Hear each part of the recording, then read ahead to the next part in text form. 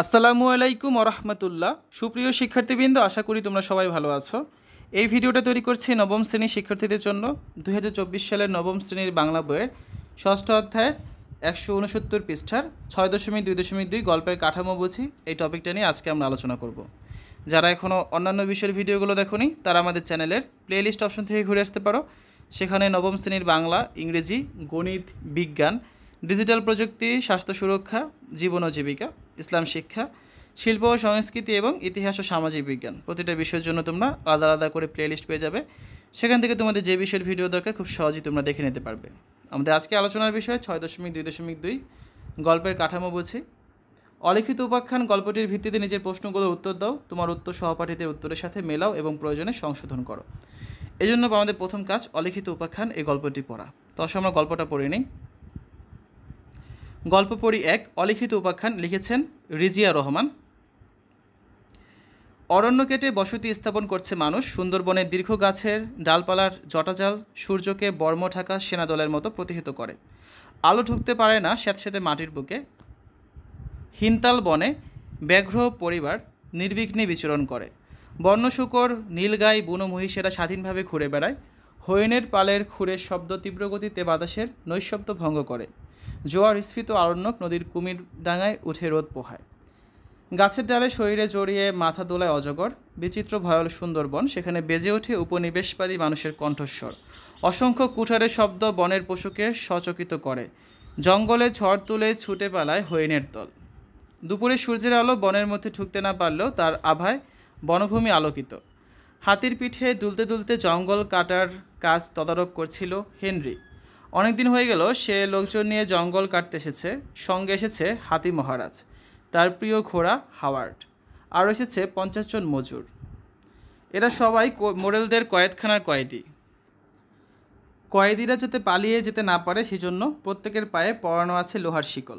এছাড়া রয়েছে ঠিকাদার, আর আছে মোহন খাঁ, যাকে কয়েদিরা সাহেবের চেয়েও বেশি ভয় পায়। অবাধ্যদের শাস্তি দেবার ভয়াবহ নৃশংস সব কলাকৌশল জানা আছে তার। দিন কয়েক আগে কয়েকজন কয়েদি জঙ্গল কাটা ফেলে মধুর চাক ভাঙতে গিয়েছিল। কঠিন শাস্তি দিয়েছিল মোহন খাঁ। মৌচাকের নিচে আগুনের ধোঁয়া দিয়ে উড়িয়ে দিয়েছিল মৌমাছিদের, আর সেই ক্রুদ্ধ মৌমাছির ছাকে দাঁড় করিয়ে দিয়েছিল অপরাধীদের।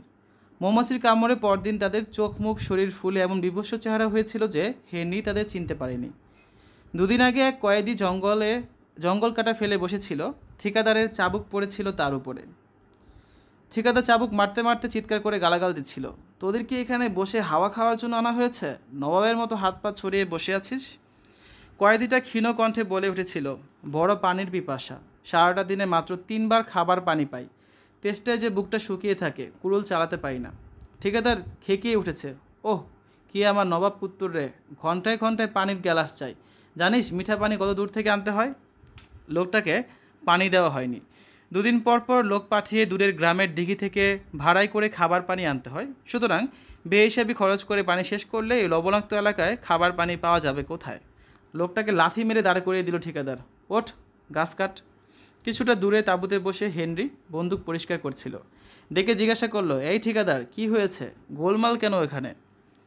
দৌর্দণ্ড প্রতাপের ঠিকাদার সঙ্গে সঙ্গে একেবারে আভূমি নত হয়ে গেল। দেখুন হুজুর, এই ব্যাটা কাজে ফাঁকি দিয়ে বসে বসে আরাম করছে, ঘড়ি ঘড়ি আবার পানি চাই নবাবজাদার। হেনরি বন্দুক থেকে চোখ না তুলে বলল, এত মিঠা পানি দেওয়া যাবে না, টাইমের আগে কেউ পানি পাবে না। তখনই চাকর বড় গ্লাসে পানি এনে ধরল হেনরির সামনে। হেমন্ত শেষ হয়ে গেছে, তবু এই বনের মধ্যে ভ্যাবসা গরম। বন্দুক সাফ করতে করতে হেনরি ঘেমে উঠেছিল। পানির গ্লাসটা মুখের কাছে ধরতেই দেখল দূর থেকে তৃষ্ণার্ত কয়েদিটা কেমন লোলুপ জলজলে দৃষ্টিতে তাকিয়ে আছে হেনরির পানির গ্লাসের দিকে। মাথা চাড়া দিল বিবেক, আর বোধ হয় সেই বিবেকের নির্দেশকে অবদমিত করবার জন্যই ভীষণ রাগ উঠল হেনরির শরীর পেয়ে। রাগ বিকৃত কণ্ঠে চিৎকার করে উঠল হেনরি মোরেল। ঠিকাদার! ঠিকাদার ছুটে এলো। হুজুর?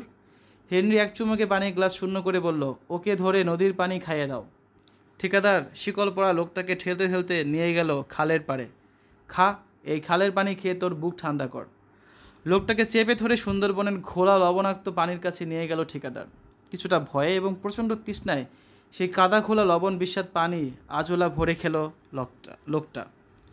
চমৎকার আত্মপ্রসাদে তাঁবুর দড়ির বোনা চেয়ারে বসে হাসল হেনরি মোরেল। এইসব ঠিকাদার মোহন খাঁ দুর্গাচরণ আর মোরেলদের পোষা লাঠিয়াল পাইক বড় কন্দাজদের মতো আজ্ঞাবহ দাসবৎ লোকগুলো আছে বলেই স্বল্প সংখ্যক শ্বেতাঙ্গ এই বিরাট দেশকে পদানত করে রাখতে পেরেছে। সারা বন কুড়ালের শব্দে মুখর, হিনতাল হোগলা আর উলুখড়ের বন নিঃশেষ হচ্ছে। বড় বড় গাছ কুড়ালের ক্রমাগত আঘাতে প্রাচীন ডাইনোসরের মতো আর্তনাদ করে লুটিয়ে পড়ছে। এগিয়ে চলেছে মানুষ, এগিয়ে চলেছে সভ্যতা। এখানে মোরেলদের আবাদ চলবে, ফসল ফলবে, গড়ে উঠবে মনুষ্য বসতি। মহারাজ গলার ঘণ্টার শব্দ ছড়িয়ে এগিয়ে চলেছে। আবাদি এলাকার কাজ পরিদর্শনে বেরিয়েছেন সাহেব হেনরি। আগে পিছিয়ে ঘোড়ায় চলছে মোহন খাঁ আর কালু বাওয়ালি। কালু বাওয়ালি নাম করা শিকারী, একবার বাঘের সঙ্গে খালি হাতে লড়াই করেছিল সে। দুপাশে কয়েদিরা একজন ঠিকাদারের তত্ত্বাবধানে গাছ কাটছে। কুড়ালের শব্দের সঙ্গে ঝনঝন করে শব্দ তুলছে তাদের পায়ের শিকল। হেনরি হাতির উপরে বসে বলল, এই আজকের মধ্যে এলাকাটা সাফ করতে হবে, বুঝলি? বংশবধূ ঠিকাদার মাথা কাত করে বলল, আকি হুজুর। তারপর কাঠকাটা দলের ওপর চাবুক ঘোরালো। হাত চালা সব। শৃঙ্খলিত মানুষগুলোর হাতের কুঠোর আঘাত করছে বনভূমির নিস্তব্ধতায়। ফটকের সামনে এলো হেনরি। জঙ্গলে এসে প্রথমে এই বাসস্থান তৈরি করিয়েছে সে। অনেকটা জায়গা পরিষ্কার করা হয়েছে। বড় বড় সুন্দরী গাছ দিয়ে 20 ফুটের মতো উঁচু বেড়ায় ঘিরে ফেলা হয়েছে চারদিক। কোনো বন্য জীবজন্তু সুন্দরী গাছের বেড়া দেয়াল টপকে যাতে ভিতরে ঢুকতে পারে না। এর মধ্যেই গোলপাতার ছাউনি দিয়ে তৈরি করা হয়েছে কয়েদিদের থাকবার চালা, ঠিকাদারদের ঘর, মহারাজ আর হাওয়ার্ডের আস্তাবল। ফটকের ভেতর ঢুকে মহারাজ হাঁটু মুড়ে বসল। পিঠের ওপর থেকে নেমে পড়ল হেনরি। কাঠের তৈরি বিরাট ফটক সন্ধ্যার আগেই বন্ধ করে দেওয়া হয়। লম্বা ভারী দুটো গাছ আড়াআড়ি করে হুড়কোর মতো বেঁধে দেওয়া হয় ভেতর থেকে। সুন্দরবনের পাজি জানোয়ার, বন্য মহিষের দল, অবশ্য ভয়ঙ্কর শক্তিশালী। একজোট হয়ে ধাক্কা মারতে শুরু করলে ফটক ভেঙে পড়তে পারে। তাই কয়েদিরা পালা করে সারা রাত বসে ফটকের কাছে আগুন জ্বালিয়ে পাহারা দেয়। বন্যজন্তু সারা পেলে ক্যানেস্তারা পিটিয়ে চিৎকার করে। তাঁবুতে এসে ঢুকতে একজন ঠিকাদার ছুটে এলো। সাহেব হুজুর, এদিকে যে মহাবিপদ হয়েছে। হেনরি ফিরে দাঁড়ালো। কি হয়েছে? ঠিকাদার চোখে মুখে আতঙ্ক নিয়ে বলল, হুজুর, পশ্চিম দিকের বনে কয়েদিরা কাজ করছিল। ঝোপের ভেতর থেকে একটা দাঁতালো বুনো শুয়োর বেরিয়ে একজন কয়েদির উরু চিড়ে ফেলেছে। সবাই হৈ হৈ করে ওঠে, শুয়োরটা পালিয়েছে। এখন কয়েদিরা কাজ করতে ভয় পাচ্ছে। ওদের পায়ে শিকল লাগানো, ছুটতে পারে না, গাছে উঠতে পারে না, খুব ভয় পাচ্ছে ওরা। আর যে লোকটা উড়ু চিড়ে গেছে সে তো অজ্ঞানের মতো পড়ে আছে, ভীষণ রক্ত ঝরছে। হেনরি চিন্তিত হলো। ঘটনাটা নিঃসন্দেহে চিন্তার বিষয়। 2-4 জন ঠিকাদারের হাতে বন্দুক দিয়েছে বটে হেনরি, তবে সেটাও কতটা নিশ্চিত হবার মতো কে জানে। বন্দুক যতটা না বন্য জন্তু মারবার জন্য, তার চেয়ে বেশি কয়েদিদের ভয় দেখাবার জন্য। বাঘ, বুনো মহিষ, বন্য শূকর আশেপাশেই রয়েছে। জঙ্গলে আসবার কয়েকদিনের মধ্যেই তো গোটা 5-6 কয়েদি শেষ হয়েছে। 2জনকে সাপে খেয়েছে, একজনকে খালের পাড় থেকে কুমিরে টেনে নিয়েছে। বুনো মহিষ শিঙে বাঁধিয়ে নিয়ে গেল একজনকে, আর 2জনকে হিনতাল বন কাটবার সময় বাঘে ধরেছে। কিন্তু কি করা যায়? এমনিতেই মজুরের সংখ্যা কমে যাচ্ছে, তার উপর পায়ের শিকল খুলে দিলে তো সব কটাই পালাবে। মজুরদের কাটা বড় বড় গাছ পেছনে বেঁধে টেনে আনছে মহারাজ। সেদিকে তাকিয়ে হেনরি গম্ভীর হয়ে বলল, আজ ওই সেকশনের কাজ বন্ধ থাক। যার পা কেটেছে সে লোকটা কোথায়? ঠিকাদার বলল, ওখানেই পড়ে আছে। হেনরি খুব বিরক্ত হলো। সে এসেছে অ্যাডভেঞ্চার আর স্পোর্টসের নেশায়, তার মধ্যে এসব কী ঝঞ্ঝাট। হেনরি মোহন খাঁকে আর কালু বাওয়ালিকে পাঠিয়ে দিল লোকটাকে চালায় নিয়ে আসবার জন্য। ওরা চলে যেতেই দড়ির চেয়ারটায় বসে পড়ল। চাকরকে হুকুম করলো খানা লাগাতে। দড়ির চেয়ারের সামনে 2টো তক্তা বিছিয়ে খানার টেবিল লাগালো চাকর।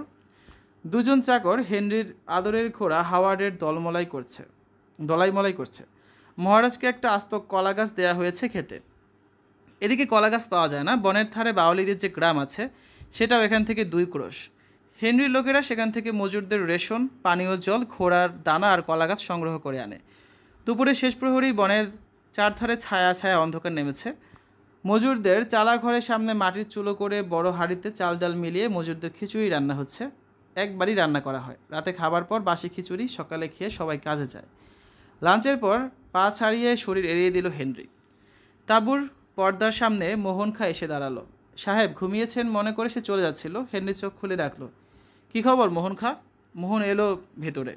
সাহেব, লোকটা বোধহয় বাঁচবে না। পায়ের দুধারে মাংস বেরিয়ে পড়েছে, রক্ত থামছে না। কি করা যায় এখন? হেনরি বলল, কি করা যাবে আর, মরে গেলে ফেলে দিয়ে আসতে হবে। মোহন বলল, কালু অবশ্য কী সব লতা পাতা রস লাগিয়ে দিয়েছে। ওদিকে আবার আরেকটাকেও আজ বাঘে ধরে নিয়ে গেছে। বোধহয় আগের বাঘটাই মানুষের রক্তে স্বাদ পেয়েছে, এখন রোজই মানুষ ধরবে। সন্ধ্যা নেমে এসেছে। দলে দলে মজুরেরা পায়ের শিকলে শব্দ তুলে ফটক দিয়ে ঢুকছে। কুড়াল হাতে ধরা কালো লোকগুলোর মুখে ভীষণ আতঙ্কের ছাপ। হেনরি বলল, তাহলে কি করা যায় বলো তো মোহন খা। যতটুকু জঙ্গল কাটবার প্ল্যান নিয়ে এসেছি আমরা, তার 4 আনাও তো কাটা হয়নি। এখন কাজ বন্ধ করে রাখা তো ঠিক হবে না। মোহন প্রবল আপত্তিতে মাথা ছেঁকালো। না না, কাজ বন্ধ করা যাবে না। দরকার হলে ফিরে গিয়ে আরও কিছু লোক ধরে আনবো আমরা। বাইরের ফটক বন্ধ করে দেওয়া হয়েছে। জঙ্গল থেকে জীবজন্তুর বিচিত্র সব ডাক শোনা যাচ্ছে। হঠাৎ মেঘ গর্জনের মতো শব্দ করে বাঘ ডাকলো। হেনরি আর মোহনকা দুজনেই সচকিত হয়ে দৃষ্টি বিনিময় করলো। মোহন বলল, বাঘটা বোধহয় শিকার নিয়ে ধারে কাছে আছে। হেনরি হঠাৎ সোজা হয়ে দাঁড়ালো। বাঘটাকে শিকার করতে হবে। ম্যান ইটার যখন হয়ে গেছে তখন ঘন ঘন হানা দেবে। কাল সকালে চলো, কোনো চিহ্ন দেখতে পাই কিনা, তাহলে মাচা বাঁধব। তো এই ছিল গল্পটা। এরপর কিছু শব্দের অর্থ আছে, এগুলো তোমার নিজ দায়িত্ব এখান থেকে দেখে নেবে। শব্দের অর্থগুলো পড়া হলে আমরা পরবর্তী কাজে চলে যাব। সেটা হচ্ছে কি 6.2.2 গল্পের কাঠামো বুঝি। তো এখন আমরা অলিখিত উপাখ্যান গল্পটির ভিত্তিতে নিচের প্রশ্নগুলো উত্তর দিতে পারবো। আমাদের প্রশ্নগুলো কী কী ছিল? এই হচ্ছে মোট 5টা প্রশ্ন। তার সাথে একটা করে প্রশ্ন, সবগুলো উত্তর দেখি, তারপর সেগুলো ছকে স্থাপন করি। প্রথম প্রশ্নটা কি? গল্পটার বিষয় কি? ভারতীয় উপমহাদেশে ব্রিটিশ শাসকেরা এদেশের সব ক্ষেত্রে একসময় আধিপত্য বিস্তার করে। সেজন্য তারা এদেশের মানুষের উপর অমানবিক অত্যাচার ও নিপীড়ন চালায়। তাদের আধিপত্য বিস্তার ও অমানবিক নির্যাতনের চিত্রটি অলিখিত উপাখ্যান গল্পে তুলে ধরা হয়েছে। সুন্দরবনের গহীন বনে গাছ কেটে তারা সেখানে বসতি করতে চায়, আর গাছ কাটার শ্রমিক হিসেবে তারা ব্যবহার করে এদেশেরই মানুষকে। গল্পের কাহিনী কী নিয়ে? অলিখিত উপাখ্যান গল্পের কাহিনী অত্যন্ত নির্মম ও পাশবিক। সুন্দরবনে গাছপালা কেটে সেখানে বসতি স্থাপনের জন্য ব্রিটিশ মোরেল হেনরি তার সহযোগী মোহন খা ও ঠিকাদারদেরকে নিয়ে এদেশের মানুষদের পায়ে শিকল পরিয়ে গাছ কাটার শ্রমিক হিসেবে ব্যবহার করে। পাশাপাশি শ্রমিকদের ওপর চলতে থাকে অত্যাচার ও নিপীড়ন। গহীন জঙ্গলে বিভিন্ন হিংস্র জীবজন্তু যেমন বাঘ, বন্য শূকর, বুনো মহিষ, কুমির, সাপ ইত্যাদির আক্রমণে শ্রমিকদের প্রাণহানি ঘটলেও হেনরি তাদের প্রতি বিন্দুমাত্র করুণা দেখায়নি। এমন অমানবিক কাহিনী নিয়েই এই গল্পটি রচিত হয়েছে। গল্পে কি কি ঘটনা ঘটেছে? গল্পে বেশ কয়েকটি ঘটনা ঘটেছে। এগুলোর মধ্যে কয়েকটি ঘটনা নিম্নরূপ। প্রথম ঘটনাটি হচ্ছে, গাছ কাটতে কাটতে ক্লান্ত হয়ে তৃষ্ণার্ত হয়ে এক কয়েদি পানি খেতে চাইলে তাকে খাবার পানি না দিয়ে নদী থেকে লবণাক্ত ও অপরিষ্কার পানি খাওয়ানো হয়। অন্য একটি ঘটনা হচ্ছে, বুনো শুকুরের আক্রমণে এক কয়েদির পায়ের দুধারের মাংস বেরিয়ে যায় ও রক্ত আর থামে না। অন্য একটি ঘটনা হচ্ছে, একজন কয়েদিকে বাঘে ধরে নিয়ে যায়। গল্পে কোন কোন চরিত্র আছে? গল্পের চরিত্রগুলো হচ্ছে হেনরি মোরেল, ঠিকাদার, মোহন খা ও কয়েদি শ্রমিক। এরা হচ্ছে মূল চরিত্র। এছাড়াও আরও কিছু চরিত্র আছে। চরিত্রের মুখের সংলাপগুলো কোন ভাষারীতিতে লেখা? চরিত্রের মুখের সংলাপগুলো হচ্ছে প্রমিত ভাষারীতিতে লেখা। এখন এই যে প্রশ্নের উত্তরগুলো, এগুলো আমরা এই ছকে স্থাপন করি। ছকে তো এত বেশি করে লেখা যায় না, এই জন্য ছোটো করে আমরা লিখেছি। আর বিস্তারিত আলোচনা আমরা এতক্ষণ করলাম। তোমরা কি বলতে পারি যে গল্পের বিষয় হচ্ছে, ভারতীয় উপমহাদেশে ব্রিটিশ শাসকেরা এদেশের মানুষের উপর অমানবিক অত্যাচার ও নিপীড়ন চালায়। তাদের আধিপত্য বিস্তার ও অমানবিক নির্যাতনের চিত্রটি গল্পে তুলে ধরা হয়েছে। তারপর গল্পের কাহিনী কী নিয়ে? গল্পের কাহিনী অত্যন্ত নির্মম ও পাশবিক। সুন্দরবনে গাছপালা কেটে সেখানে বসতি স্থাপনের জন্য ব্রিটিশরা এদেশের মানুষদের পায়ে শিকল পরিয়ে গাছ কাটার শ্রমিক হিসেবে ব্যবহার করে। গল্পে কী ঘটনা আছে? ঘটনাগুলো কি? গাছ কাটতে ক্লান্ত হয়ে তৃষ্ণার্ত হয়ে এক কয়েদি পানি খেতে চাইলে তাকে খাবার পানি না দিয়ে নদী থেকে লবণাক্ত অপরিষ্কার পানি খাওয়ানো হয়। বুনো শুকুরের আক্রমণে এক কয়েদির পায়ের দুধারে মাংস বেরিয়ে যায় ও রক্ত আর থামে না, এবং একজন কয়েদিকে বাঘে ধরে নিয়ে যায়। গল্পে কোন কোন চরিত্র আছে? হেনরি মোরেল, ঠিকাদার, মোহন খা ও কয়েদি শ্রমিক। আর গল্পের সংলাপগুলো কোন ভাষারীতিতে লেখা? সেটা হচ্ছে প্রমিত ভাষারীতি। ঠিক আছে, তো আমরা এই ছকটা পূরণ করে ফেললাম। শিক্ষার্থীরা, এর পরবর্তী ক্লাসে আমরা 6.2.3 জীবনের সাথে গল্পের সম্পর্ক খুঁজি এই টপিকটা আলোচনা করবো। এখানে কিছু প্রশ্ন আছে, সেগুলো উত্তর আমরা খুঁজব এবং তোমাদের সামনে নমুনা উত্তরপত্র স্থাপন করব। তো দেখো শিক্ষার্থীরা, এতক্ষণ আমরা দেখলাম নবম শ্রেণীর বাংলা বইয়ের 6ষ্ঠ অধ্যায় সাহিত্য পড়ি সাহিত্য লিখি, দ্বিতীয় পরিচ্ছেদ গল্পের 169 পৃষ্ঠা 6.2.2 গল্পের কাঠামো বুঝি। আশা করি তোমাদের কাছে ভিডিওটা ভালো লেগেছে। আজ এখানে বিদায় নিচ্ছি। সবাই ভালো থাকবে। আল্লাহ হাফেজ।